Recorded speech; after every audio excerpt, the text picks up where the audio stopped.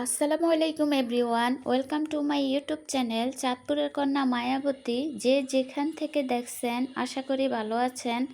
আলহামদুলিল্লাহ আমিও ভালো আছি। তো আজকে সকালবেলায় ভিডিও শুরু করে দিলাম নাস্তা থেকে শুরু করে। আজকে আর নাস্তা বানাই না, আমার হাজব্যান্ড বাজার থেকে নিয়ে আসছে। তো নাস্তা কমপ্লিট করে তারপর আবার বাচ্চাদেরকে একটু ফল কেটে দিচ্ছি। আমি চেষ্টা করি বাচ্চাদেরকে একটু ফলমূল খাওয়ানোর জন্য, যেহেতু ওরা অন্যান্য খাবার তেমন একটা খেতে চায় না। এ কারণে আমি সব সময় চেষ্টা করি যে বাচ্চাদের একটু ফল খাওয়াই। আমার ঘরে সব সময় একটু ফল থাকে।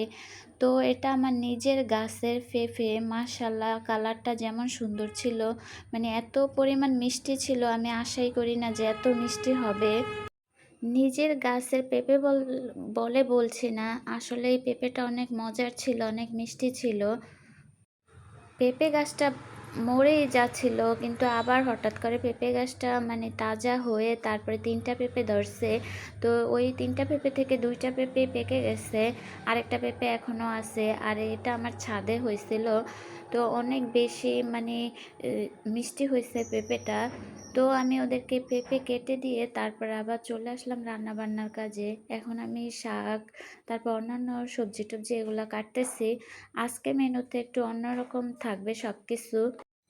প্রতিদিনই তো মাছ মাংস রান্না করি, আজকে একটু ডাল, তারপরে শাক, পেঁয়াজু, আলু ভর্তা এগুলা করব। তো এই ডাল এখন চড়িয়ে দিছি চুলার উপরে। কথায় আছে না, ডালের প্রশংসা সবাই করে, ডাল আলু ভর্তার প্রশংসা কিন্তু একবেলার বেশি কেউই চলে না। হয়তো আমাদের ঘরে এই অবস্থা।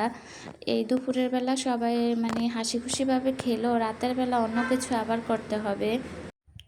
আমার বাচ্চাদের চেয়ে আমার হাজব্যান্ডই বেশি মানে মুখ কালো করে ফেলবে এগুলা দেখলে। হয়তো একবেলা খাবে, তারপরের বেলা ওকে অন্য কিছু করে দিতে হবে। তো এই তো আমার ডালটা হয়ে গেছে। এখন আমি আমার মানে ছাদের একদম ফ্রেশ ধনিয়া পাতা দিয়ে দিচ্ছি। এখন আমি শাক ভাজি করব, এই কারণে শাকগুলা চুলার উপর বসিয়ে দিচ্ছি। আসলে শাক ভাজি না হঠাৎ হঠাৎ ভালো লাগে, আর শাক রান্নার চেয়ে শাক ভাজিটাই বেশি মজা লাগে। এখন তো বর্ষার সিজন চলে আসছে, অহরহর বাজারে কলমির শাকই বেশি পাওয়া যায় অন্যান্য শাকের তুলনায়। তো এদিক দিয়ে আবার আমি ভর্তা করে নিচ্ছি। আসলে ভর্তাটা ভাবছিলাম একবার কাঁচা পেঁয়াজ দিয়ে করব, পরে চিন্তা করলাম যে দুপুরে খাইতে গেলে হয়তো নষ্ট হয়ে যাবে, যেহেতু কাঁচা পেঁয়াজ আর একটু গরম পড়তেছে। এ কারণে আবার শুকনো মরিচ তেলে তারপরে করছি। পেঁয়াজটা একটু ভাজি করে নিছি। তো এই তো আমার বড়া এদিক দিয়ে হয়ে গেছে। তো এই ছিল আমার আজকের আয়োজন। যারা আমার ভিডিও সব সময় দেখেন তাদেরকে অসংখ্য ধন্যবাদ। অবশ্যই লাইক এবং কমেন্ট করবেন আমার ভিডিও দেখে। আল্লাহ হাফেজ।